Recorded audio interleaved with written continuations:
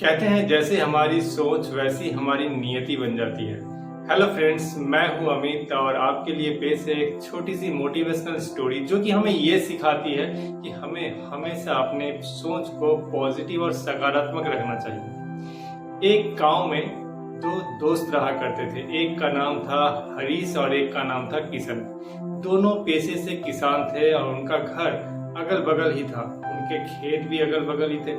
अपनी खेती से जो भी उनकी कमाई होती थी उसी में उनका संसार का गुजर बसर होता था। अपने जीवन काल में अपने पेशे को संभालते हुए, अपने परिवार को संभालते हुए दोनों अपनी जिंदगी के आयु को पूरे कर चुके थे। मरने के बाद यमराज ने उन दोनों को भगवान जी के पास लेके गए। भगवान जी के पास पहुंचने के बाद दोनों को एक एक आसन दिया गया और बैठने को कहा गया। फिर भगवान जी ने पहले हरीश को बुलाया। हरीश को बुला के भगवान जी ने पूछा कि बताओ तुम्हारी पिछली जिंदगी कैसी रही और मैं अगले जिंदगी में तुम्हें क्या बनाकर भेजूं।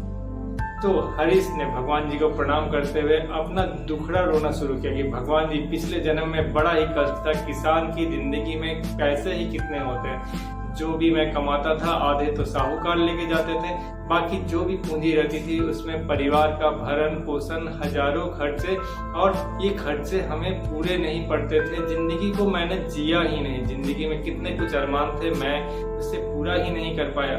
बस जिंदगी यूं ही कोहरते कोहरते गुजर गई।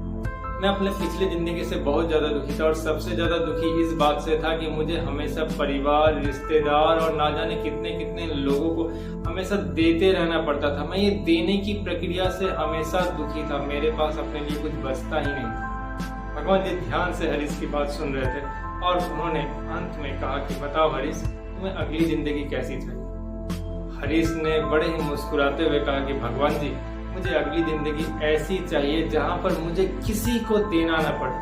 हर कोई बस मुझे ही धन देता रहे और मेरे पास हमेशा धन की खनखनाहट मेरे कानों में गूंजती रहनी चाहिए। भगवान जी मुस्कुराते हुए कहे तथास्तु।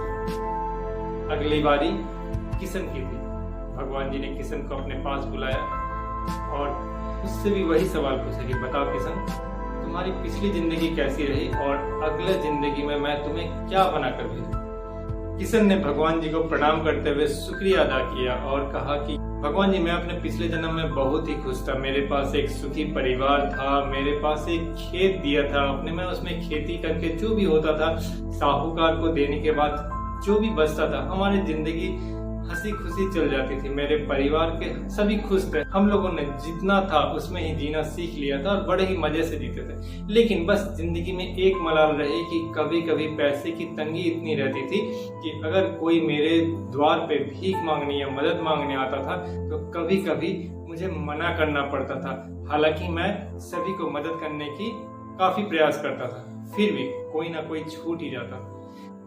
तो भगवान जी, अगला जन्म मुझे ऐसा दीजिए जहां पर कि मेरे पास इतना दीजिए कि मैं अपने परिवार को संतुष्ट रख सकूं और मेरे द्वार पे जो भी आए उसे मदद करने का मौका मुझसे ना चूके और मैं सभी को दान कर सकूं और मदद दे सकूं। भगवान जी ने किशन की बातें सुनी, बहुत ही गदगद हुए और मुस्कुराते हुए कहे तथास्तु। दोनों का अगला जन्म हुआ। दोनों उसी गाँव में फिर से पैदा हुए। दोनों धीरे धीरे बड़े होने लगे।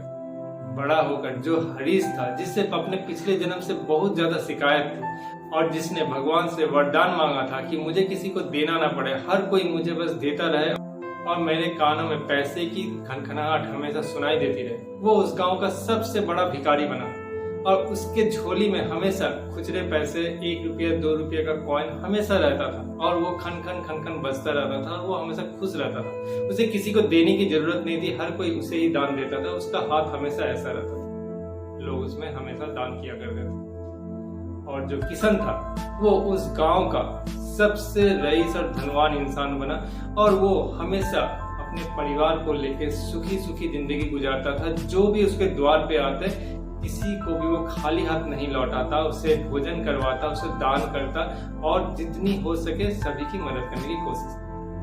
कहानी छोटी सी है। ये कहानी हरीश और किशन की नहीं, ये कहानी हम सबकी है।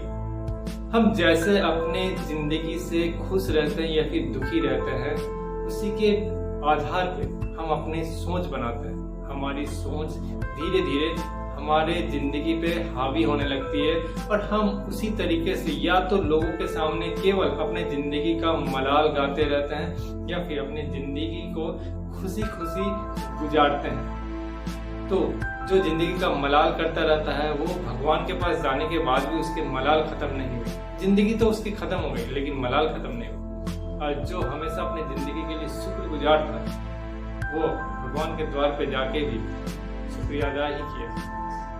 तो हमारी जिंदगी भी ऐसी है, हम जैसा सोचेंगे हमारी धीरे धीरे नियति ऐसी बन जाएगी। तो हमारे पास जो भी है हमें उसके लिए शुक्रगुजार होना चाहिए ताकि हमारी जिंदगी भी हमेशा खुशी खुशी मिले।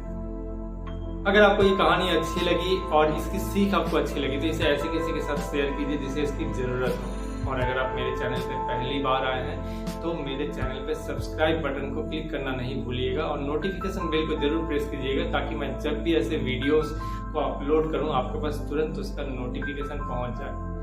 आप मुझे YouTube, Instagram और Facebook पर भी फॉलो कर सकते हैं और हर बुधवार सुबह 10 बजे मेरे सभी सोशल मीडिया अकाउंट पे नए नए कहानी को सुनना मत भूलिएगा। और मैं फिर मिलूंगा नए वीडियो में नई कहानी और नए मोटिवेशन के साथ। तब तक के लिए जियो, मुस्कुराओ, हंसो हंसाओ, क्योंकि जीना इसी का नाम है।